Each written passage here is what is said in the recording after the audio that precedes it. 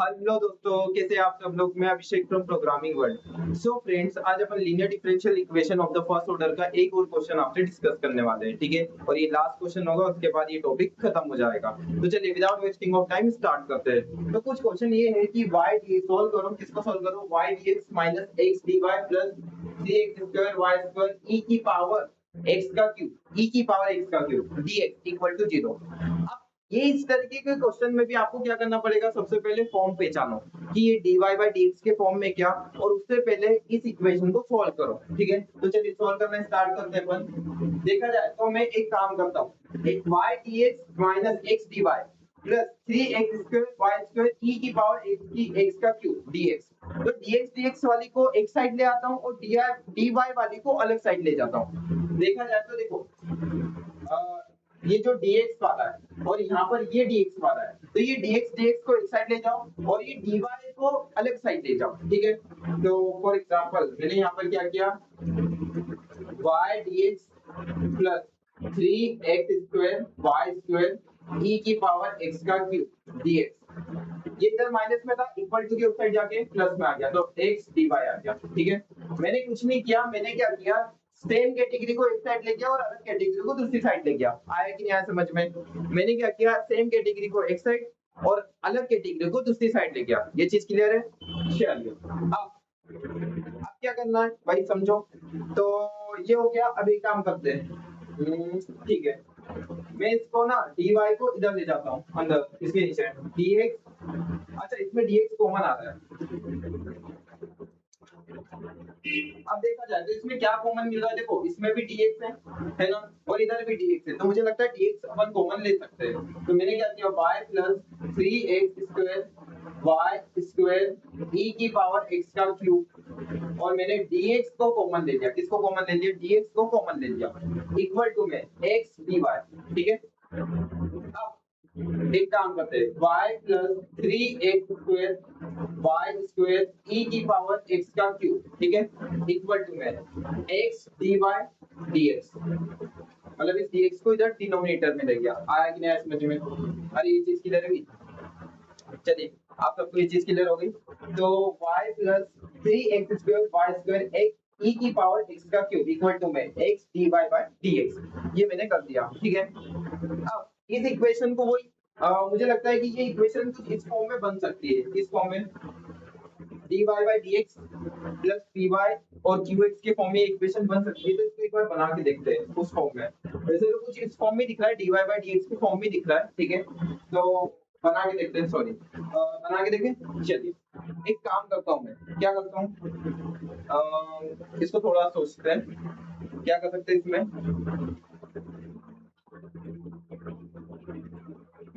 एक काम करते हैं, पहले तो इसको अकेला करो, dy बाय dx को अकेला करो, यानी कि दोनों साइड क्या करो, x से डिवाइड कर दो। तो divide both side by x, ठीक है। तो यहाँ पर x से डिवाइड, इसको मैं ठीक से लिख देता हूँ, तो x अपॉन में x dy by dx equal to में y अपॉन में x plus 3x² y² e x cube, ठीक है। और यहाँ पर x आ गया, तो ये x से x कैंसिल हो गया। मैंने dy बाय dx को अलग किया है, ठीक है, सेपरेट। तो यहाँ पर dy by dx equal to में y अपॉन में x प्लस यहाँ पर एक x से ये x कैंसिल, तो ये क्या हो गया 3x y² e की पावर x का क्यूब, ठीक है। आगे समझ में। यानी कि कभी इसको मैं सेपरेट करूँ तो क्या होगा, dy by dx equal to में 1 अपॉन में x y प्लस में 3x y² e की पावर x का क्यूब। अब यहाँ पर प्रॉब्लम क्या आ रही है, देखा जाए तो ये मुझे dy बाय dx के फॉर्म में मिल सकता था, बट यहाँ पर x और y दोनों आ रहा है, मिक्स टाइप का आ रहा है। देखा जाए तो यहाँ पर x और y दोनों आ रहा है, लेकिन मुझे एक सिंगल कैटेगरी चाहिए थी, या तो qx होता या qy होता, लेकिन यहाँ पर x और y दोनों आ गया। आया समझ में। और इस तरीके के क्वेश्चन को कैसे सॉल्व किया जाए, देखो कभी मैं इसको dy बाय dx के फॉर्म में करने की कोशिश भी करूँ, चले मैं इसको इधर प्लस में इधर माइनस में ले जाता हूँ। तो dy by dx minus 1 upon में x y equal to 3x y² e की पावर x का क्यूब, ठीक है। अब मेरी बात ध्यान से सुनिए, कभी इस इक्वेशन को मैं इस फॉर्म में भी लिखो dy by dx plus py equal to में qx, ठीक है, ये फॉर्मूला, ठीक है। अब p का देखा जाए तो p मेरा क्या हो जाएगा, p मेरा ये हो जाएगा -1 अपॉन में x हो जाएगा p, ठीक है। बट ये qx बोल रहा है ना, qx बोल रहा है, लेकिन यहाँ पर देखा जाए तो यहाँ तो y भी है, यहाँ पर बोला qx है लेकिन यहाँ तो y भी है। आया कि नहीं आया समझ में? तो मैं क्या कहना चाह रहा हूँ, यहाँ पर मिक्स टाइप का डेटा आ गया, x और y दोनों आ गया, x और y, ठीक है।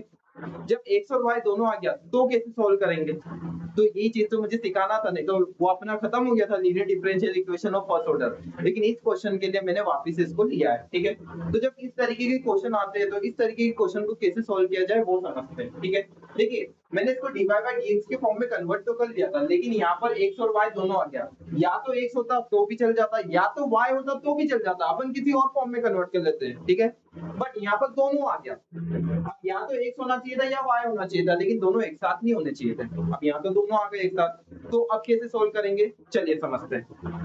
तो इसको अब कैसे सोल्व किया जाए, मेन बात तो मैं एक काम करता हूँ, इसको हटा देता हूँ, आप लोगों को समझ में आ गया होगा। इस इक्वेशन को यहाँ लिखता हूँ dy by dx -1 अपॉन में x y इक्वल टू में 3x y स्क्वायर e की पावर x का क्यूब। आ गया समझ में, ये चीज समझ में आई। अब मैं क्या करता हूँ ये समझते हैं, क्या कर सकते हैं, क्या कर सकते हैं इसमें।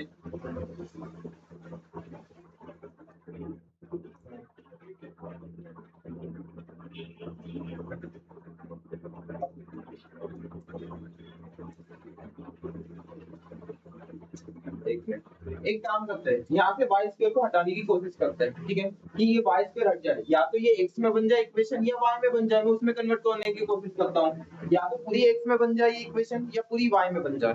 तो देखा जाए तो यहाँ पर 2x आ रहे हैं और एक y आ रहा है, तो 2x को हटाने की जगह मैं एक y को हटा देता हूँ ना, तभी मैं 2x को हटाऊंगा तो वो ज्यादा कॉम्प्लिकेट हो जाएगा, मैं एक y को हटा देता हूँ। तो एक काम करते हैं, मैंने यहाँ पे क्या किया dy by dx minus, sorry मैं यहाँ पे क्या करता हूँ, दोनों साइड y से डिवाइड कर देता हूँ। जब मुझे यहाँ पर y को हटाना है तो मैं क्या करूंगा, divide both side by y, y square, sorry y square, दोनों साइड y स्क्वायर से डिवाइड कर दो, तो जस्ट लाइक कि यहाँ पर क्या आ गया, y स्क्वायर आ गया dy by dx, यहाँ पर क्या आ जाएगा -1 अपॉन में x y स्क्वायर इनटू में y इक्वल टू में 3x y स्क्वायर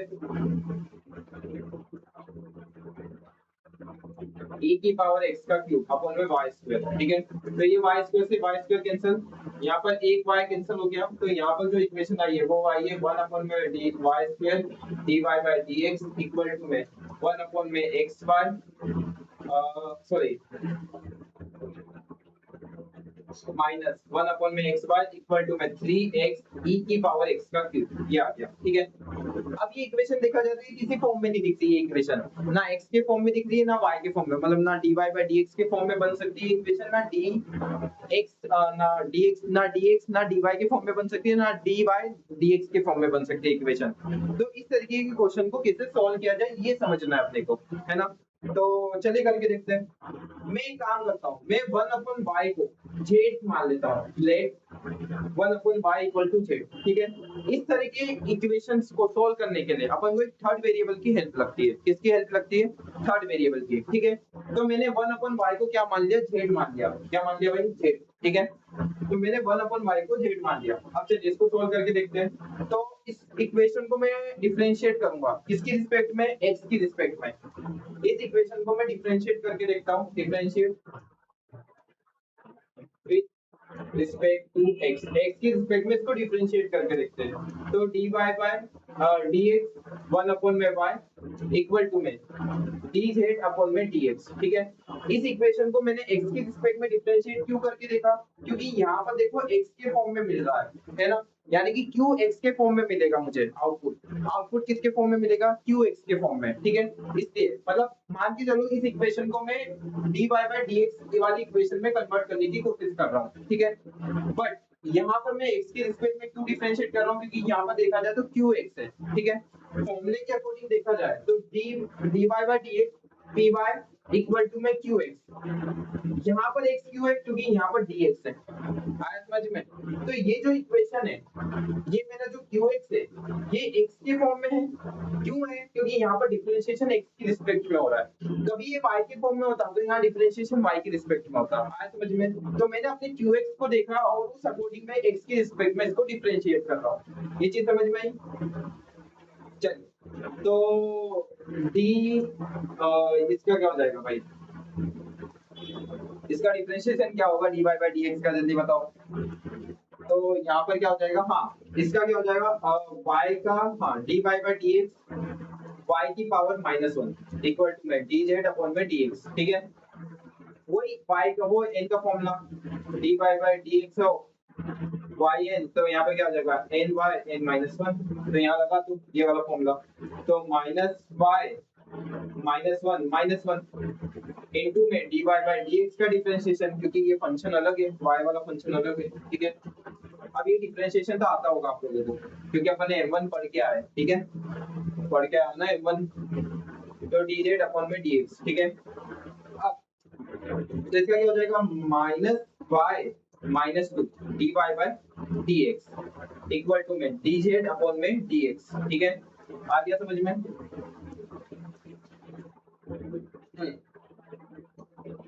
अब तो इसको मैं लाऊं तो यहाँ पे -1 y² dy by dx, ठीक है, इक्वल टू में dz अपॉन में dx, ठीक है। आ गया समझ में?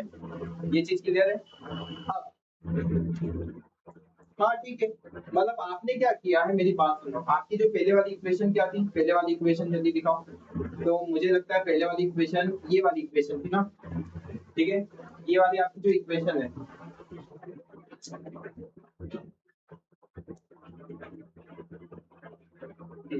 क्या थी ये वाली इक्वेशन, 1 अपॉन में y² dy by dx -1 upon में xy इक्वल टू में 3x e की पावर x का क्यूब, ठीक है, ये इक्वेशन है ना। अब देखा जाए तो -1 अपॉन में y² है, ठीक है, dy by dx equal to में dz, तो इसको मैं ये लिख सकता हूँ 1 अपॉन में y² dy by dz dx equal to में -dz अपॉन में dx, ऐसा लिख सकते हैं ना। इस माइनस को मैं यहाँ लेके आया, ठीक है। अब देखा जाए तो ये वैल्यू इसके अकॉर्डिंग है, हाँ जी बिल्कुल है, तो आप रख दो फिर इक्वेशन में। तो मैंने यहाँ लिख दिया -dz अपॉन में dx, मैंने इसकी जगह ये रखा है, ठीक है, -1 अपॉन में 1 अपॉन में, अच्छा 1 अपॉन में y को अपन ने क्या माना था, z माना था, ठीक है, तो 1 अपॉन में x z, 1 अपॉन में y को भाई मैंने z माना था, ठीक है, इक्वल टू में 3 e की पावर, ठीक है। अब माइनस का दोनों साइड मल्टीप्लाई कर दो,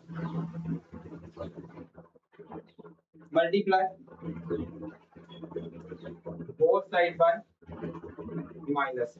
अब मेरी बात सुनो, ये इक्वेशन आपको बन तो गई है, बस इसको पॉजिटिव करना है, क्योंकि इधर नेगेटिव है, माइनस है, ठीक है। तो मैंने दोनों साइड माइनस से मल्टीप्लाई किया, तो यहाँ क्या आ गया dz अपॉन में dx प्लस 1 अपॉन में x इनटू में z इक्वल टू में 3x e की पावर x का क्यूब, ठीक है। आगे समझ में? अब ये इक्वेशन किसके अकॉर्डिंग बन गई, देखो मैं फॉर्मूला बताता हूँ, ग्रुप में मैसेज कर दो, 5 मिनट लगेगी क्लास स्टार्ट, ग्रुप में मैसेज कर दो। अब मेरी बात सुनना, मैं फॉर्मूले बताता हूँ, फॉर्मूले के अकॉर्डिंग आप बोलते जाना। 2 मिनट रुकना, 2 मिनट,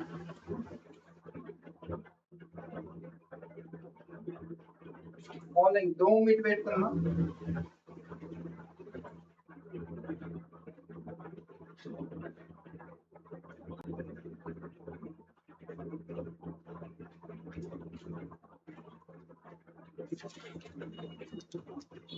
चलिए, अब मेरी बात सुनना, मैं आपको कुछ फॉर्मूले बताता हूँ, उस अकॉर्डिंग आप रिप्लाई करना, ठीक है। dy by dx plus py equal to में qx होता है, हाँ जी होता है, dx अपॉन में dy plus px equal to में qy होता है। हाँ जी होता है, ठीक है। कभी यहाँ dx है तो यहाँ qx हो गया, कभी यहाँ dy है तो यहाँ qy हो गया।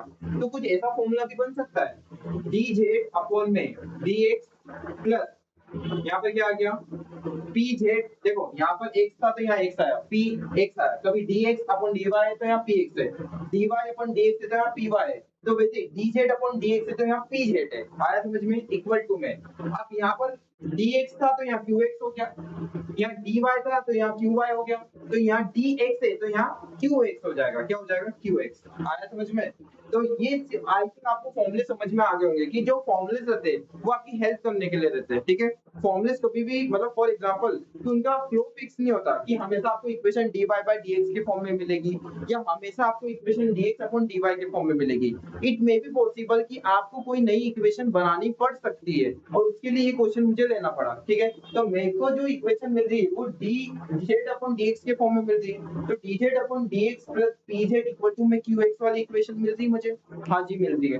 तो यहाँ पर जो फॉर्मूला लग रहा है ये कौन सा फॉर्मूला लगेगा मुझे जल्दी बताओ। तो यहाँ जो फॉर्मूला लग रहा है वो dz अपॉन में dx plus pz equal to में qx वाला फॉर्मूला लग रहा है। आया समझ में? जहां पर मेरी जो इक्वेशन थी, मेरी इक्वेशन क्या थी?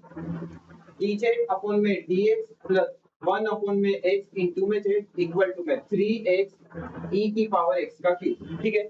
तो वहीं पे देखा जाए, ठीक है।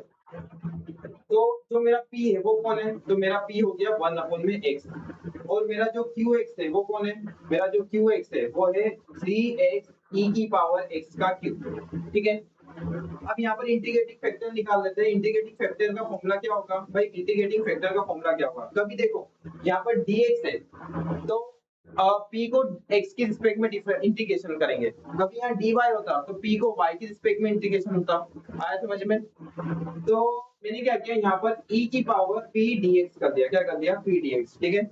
यहाँ पर ध्यान देना p की वैल्यू क्या है? p की वैल्यू देखी जाए तो 1 e की पावर 1 अपॉन में x dx हो गया, ठीक है।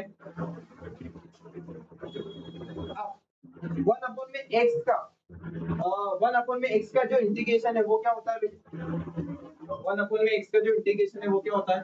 तो if जो आ रहा है मेरा e की पावर log x आ रहा है।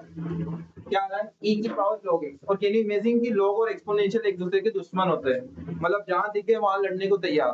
तो यहाँ पर देखा जाए तो यहाँ पर एक्सपोनेंशियल और log तो एक साथ हो ही नहीं सकते कभी। तो यहाँ पर क्या हो गया? log और एक्सपोनेंशियल कैंसिल हो जाएंगे, तो यहाँ पर कौन बचेगा? मेरा जो if आएगा वो if क्या आ जाएगा? x आ जाएगा। क्या आ जाएगा? x। आया समझ में? यहाँ पर x एक वेरिएबल है, समझ में आया? तो मत समझ लेना। चलिए तो अब बात कर लेते हैं कंप्लीट फॉर्मूला की। किसकी बात कर लेते हैं? कंप्लीट फॉर्मूला कि यहाँ पर कंप्लीट फॉर्मूला क्या बनता है, ठीक है। अब मेरी बात सुनना, कंप्लीट फॉर्मूले की बात की जाए तो dy बाय dx के फॉर्म में कंप्लीट फॉर्मूला क्या बन रहा था? y इनटू में if इक्वल टू में if qx dx plus d। ये dy बाय dx के फॉर्म में बन रहा था, राइट। dy बाय dx के फॉर्म में ये वाला फॉर्मूला बन रहा था। क्या बन रहा था? y वाला, ठीक है। तो dz अपॉन dx के फॉर्म में क्या बनेगा? z वाला बनेगा। भाई dy बाय dx के फॉर्म में क्या बन रहा था? y वाला बन रहा था। तो dz अपॉन dx के फॉर्म में क्या बनेगा? z वाला बनेगा, ठीक है। तो यहाँ पर अपन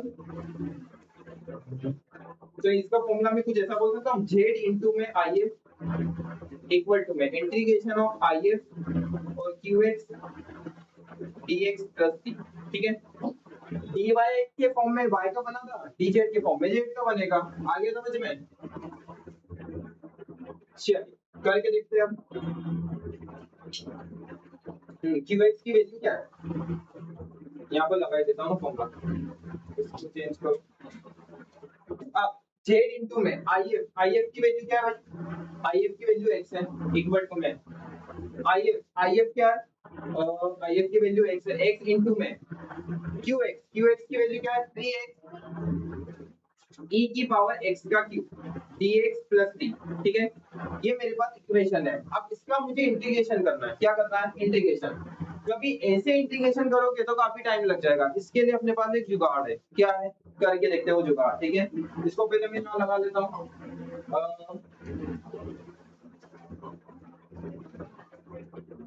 z इंटू में x इक्वल टू में, ठीक है, इंटीग्रेशन ऑफ, पहले तो मैं इसको लिख लेता हूँ यार, x इंटू में, देखो x इंटू एक्स कितना हो गया, 3x स्क्वायर हो जाएगा, 3x स्क्वायर, ठीक है, e की पावर x का क्यूब 3x प्लस 3, आगे समझ में। अब मैं क्या करता हूँ, मैंने क्या किया, देखो कभी x क्यूब को मैं t मान लूं तो मुझे ये मिल जाएगा, मतलब कभी मैंने, ध्यान देना यहाँ, कभी मैंने x क्यूब यानी कि x क्यूब को मैंने t मान लिया, यानी कि इसको मैंने t मान लिया, तो मुझे ये चीज मिल जाएगी क्या, हाँ मिल जाएगी, मतलब करके देखते हैं। देखो कभी इसका डिफरेंशिएशन x के रिस्पेक्ट में किया, ठीक है, तो क्या होगा, dy बाय dx x का क्यूब इक्वल टू में dt अपॉन में dx, ठीक है, dt अपॉन में dx, इसका डिफरेंशिएशन x के रिस्पेक्ट में क्या क्या आ रहा है, 3x स्क्वायर आ रहा है, भाई फॉर्मूला बार बार नहीं बताऊंगा, ठीक है, तो इसका जो डिफरेंशिएशन है x के रिस्पेक्ट में क्या आ रहा है, 3x स्क्वायर, ठीक है, इक्वल टू में dt अपॉन में dx। अब इस dx को यहाँ ले जाओ, ठीक है, इस dx को यहाँ लेकर, तो यहाँ पर क्या आ रहा है, तो 3x square dx equal to में dt, आगे समझ में, 3x स्क्वायर dx अपॉन में dt। अब इसको सोल्व करने के बाद मुझे क्या मिल रहा है, 3x square dx equal to में dt, यानी कि यहाँ पर इसको कभी मैं सिस्टमैटिक वे में अरेंज करूँ इस इक्वेशन को, तो z इंटू में x इक्वल टू में, कभी इसको सिस्टमैटिक वे में अरेंज करें तो मैं इसको ऐसा लिख सकता हूँ, 3x स्क्वायर dx इंटू में e की पावर x का क्यूब प्लस 3, आया समझ में। अब 3x स्क्वायर dx की जो वैल्यू है वो क्या है, dt है, और यहाँ पर e की पावर x का क्यूब, ये जो x का क्यूब है उसको मैंने क्या माना था, x के क्यूब को मैंने t माना था, तो जब इस इक्वेशन को मैं लिखूंगा तो zx इक्वल टू में क्या आ गया, e की power t dt, right, plus t, आगे समझ में, ऐसा अपन लिख सकते हैं ना, क्योंकि देखा जाए तो ये पूरा क्या हो गया, dt हो गया और ये t हो गया, तो e की पावर t dt, ठीक है। अब जब मैं इस इंटीग्रेशन को सॉल्व करूंगा तो z इंटू में x इक्वल टू में, एक्सपोनेंशियल का जो इंटीग्रेशन होता है वो एक्सपोनेंशियल ही होता है, तो e की पावर t हो गया प्लस t। अब अपने t की वैल्यू रख दो भाई, t की वैल्यू क्या थी, t की वैल्यू x क्यूब थी, तो यहाँ पर क्या आ गया, z इंटू में x इक्वल टू में e की पावर x का क्यूब प्लस t, और ये आपका फाइनल आंसर आ गया, ठीक है। आप z की वैल्यू रखना चाहो तो रख सकते हो, आपने z की वैल्यू आई थिंक 1/y लिया था, तो 1/y इंटू में x e की पावर x का क्यूब प्लस t, ये आपका फाइनल आंसर है, ठीक है। हाँ, इसको मॉडिफाई करने की कोई जरूरत नहीं होती, ठीक है। तो आई होप आपको समझ में आया होगा। माइनस बी, अच्छा आपने एक गलती कर दी, रुक जाओ, मतलब ये आंसर सही है अपना, कोई गलत नहीं आंसर, लेकिन यहाँ पर मुझे आपको एक चीज बतानी थी, कहाँ गया, हाँ यहाँ ध्यान देना, इधर ध्यान देना कि फॉर एग्जांपल अपना कुछ नेगेटिव में आया था, हाँ यहाँ ध्यान देना, यहाँ माइनस से मल्टीप्लाई किया था तो दोनों साइड मल्टीप्लाई होता माइनस से, तो ये प्लस हो गए और ये माइनस रहेगा, ठीक है, तो इधर सब लोग माइनस लगेगा, इधर माइनस, देखो ना ये माइनस माइनस प्लस हो गया, लेकिन ये तो माइनस होगा क्योंकि प्लस में था, ठीक है, तो ये चीज आप देख लेना, कोई माइनस की मिस्टेक है और कुछ नहीं है, तो यहाँ पर बस माइनस लग जाएगा, फिर यहाँ पर माइनस लग गया, उसके बाद क्या आया, हाँ यहाँ इधर माइनस लगा देते हैं इंटीग्रेशन के बाद, ताकि आपको इंटीग्रेशन में कोई प्रॉब्लम ना हो, यहाँ माइनस आ जाएगा, यहाँ माइनस आ जाएगा, यहाँ माइनस आ जाएगा, ठीक है, तो यहाँ माइनस एक्सपोनेंशियल टी आ गया, यहाँ माइनस आ गया, तो यहाँ माइनस आ गया, तो आपका जो आंसर आ रहा है वो आ रहा है 1/y इंटू में x इक्वल टू में माइनस e की पावर x का क्यूब प्लस t, आ गया समझ में। तो बस कुछ नहीं किया, बस आंसर नेगेटिव में आया है और कुछ नहीं, क्योंकि अपन ने माइनस से दोनों साइड मल्टीप्लाई किया था, ये चीज समझ में आ गई। तो चलिए वीडियो अच्छी लगी तो लाइक करें, सब्सक्राइब करें, शेयर करें, थैंक यू।